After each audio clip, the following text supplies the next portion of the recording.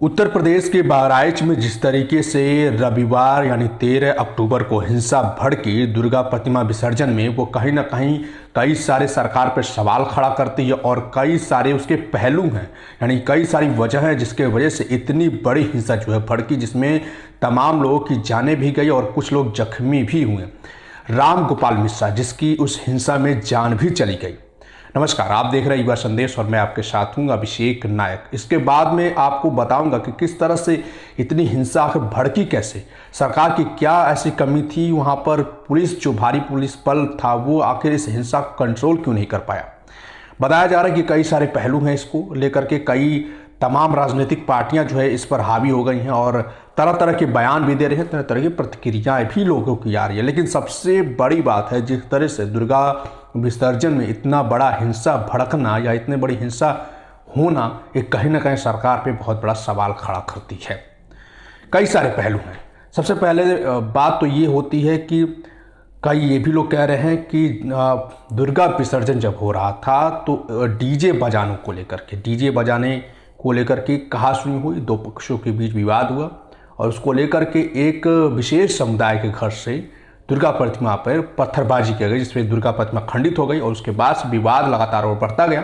इसके बाद राम गोपाल मिश्रा नामक शख्स जो है एक मुस्लिम घर पे जा करके वहाँ पे हरा झंडा लगा था उसको गिरा दिया है। गिराने के बाद वहाँ पर भगवा झंडा फहराने लगा और उसके ठीक आधे घंटे बाद राम गोपाल मिश्रा की हत्या कर दी जाती है गोली मार करके। और इस सारे प्रकरण को लेकर के पूरे बहराइच में महाराजगंज कस्बा जो है बाजार है, वहाँ पर पूरा एक हिंसा का माहौल बन गया। हर तरफ आगजनी हो गई, हर तरफ तोड़फोड़ हो गए, 50 घरों में आग लगा दी गई। यानी कि पूरी तरीके से पुलिस का जो है कंट्रोल जो है जनता पर नहीं रहा, यह तमाम चीज़ें हुई। दूसरी और बड़ी वजह है, इस तरह की चीज़ें हुई। दूसरे दिन क्या हुआ, राम गोपाल मिश्रा की जो शव था उसको लेकर के करीब शव यात्रा निकाली गई करीब, जिसमें 6000 से ज़्यादा लोग शामिल थे। 6000 लोग शामिल थे, लेकिन वो भी लाठी डंडों के साथ शामिल थे, जिसमें कहीं ना कहीं और बड़ा बवाल हुआ। तमाम दुकानें जली, तमाम जो है कि घरों को जलाया गया और कहीं ना कहीं इतना बड़ा बवाल हुआ जिसको देख करके रूह कांप जाएगी कि आखिर ये हिंसा भड़की क्यों।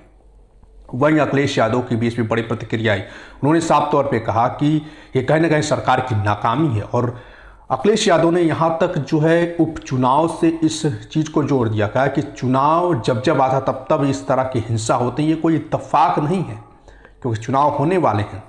इस तरह की अखिलेश यादव का भी इस तरह का बयान आया, लेकिन उन्होंने साफ तौर से कहा इस पर निष्पक्ष जांच होनी चाहिए, जो दोषी हैं उनको सजा मिलनी चाहिए।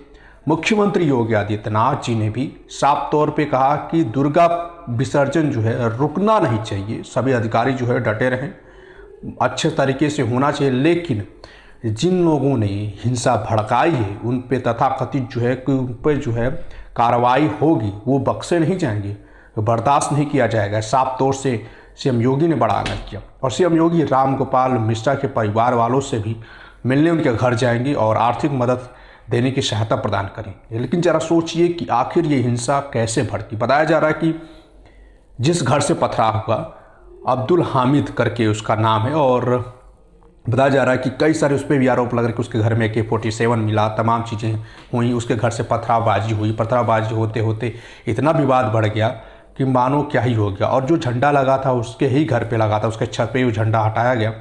तो ये सब पुलिस आखिरकार देखती क्यों रही, यानी कि कहीं ना कहीं पुलिस की इसमें कहीं ना कहीं बड़ी नाकामी देखने के लिए साफ तौर से दिख रही है। आखिर ये सब क्यों हो गया।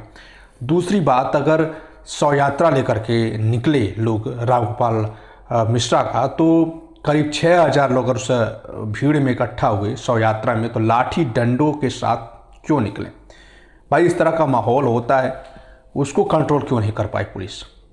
तो कई सारे सवाल इस पर खड़े उठते हैं, लेकिन रोंगटे खड़े कर देने वाली हिंसा है। यानी कि कोई भी त्यौहार अगर हम मना रहे हैं या कुछ भी मना रहे हैं, उसमें इतनी बड़ी हिंसा होना कहीं ना कहीं बहुत बड़ा सवाल खड़ा करती है। लेकिन दो पहलू हैं इस पर, साफ तौर से दिख रहा है जो आप विशेष रूप से समझ पा रहे होंगे। एक विशेष समुदाय, एक हिंदू पक्ष और मुस्लिम पक्ष का इसमें कहीं ना कहीं एंगल जो है देखने के लिए मिल रहा है और राजनीतिक पार्टियां तमाम कहीं ना कहीं इन चीज़ों को देखती हैं और जब जब चुनाव आता है इस तरह की गतिविधियां भी देखने के लिए सामने आते हैं। इस तरह का कोई इत्तेफाक नहीं हो सकता। ये भी कई राजनीतिक पार्टियों ने आरोप लगाया है और सीएम योगी की कहीं ना कहीं बड़ी नाकामी तमाम लोग बता रहे हैं, तमाम जो राजनीतिक पार्टियां इस पर बता रही हैं। ज़रा सोचिए इतनी बड़ी चीज़ें कैसे हो गए। तो ये सारा चीज़ें खबर अभी भी लगातार 2 दिनों तक वहाँ पे इंटरनेट बंद कर दिया गया है। भारी पुलिस बल तैनात है और जो उस सेंसिटिव एरिया में जो घुस रहा है, जो आ रहा है, उसके तमाम जो है आधार कार्ड चेक किए जा रहे हैं, तभी एंट्री दी जा रही है। और ज़्यादातर घरों में जो है महिलाएं ही हैं, जो पुरुष हैं या तो कहीं भाग गए या फिर छिपे हुए हैं। यानी कि पूरे तरीके से बहराइच का जो महाराजगंज कस्बा है वो पूरा तरीके से जला है और कई लोगों का नुकसान हुआ, कई लोग घायल भी हुए। तो इस तरह की चीज़ें हुई। ज़रा सोचिए एक विसर्जन में इस तरह का बवाल होना कितना बड़ा जो है दुखद घटना है। बाकी लगातार कुछ न कुछ अपडेट देते रहेंगे, लेकिन आप एक बार कमेंट करिए इस खबर को लेकर के आपकी क्या राय है। हालांकि 5 बताया जा रहा है कि 5 से 6 लोगों को जो है कि नामजद FIR भी हो गया है, अज्ञात करीब 6 लोगों को, यानी कि कुल 12-13 लोगों पे FIR भी हुआ है। तो इस तरह की चीज़ें हैं, तो ये नहीं होनी चाहिए शायद, क्योंकि सुन करके बहुत ही बुरा लगता है, बहुत ही ख़राब लगता है अगर इस तरह की चीज़ें अगर होती हैं। बाकी वीडियो को शेयर करिए और देखते रहिए। नमस्कार।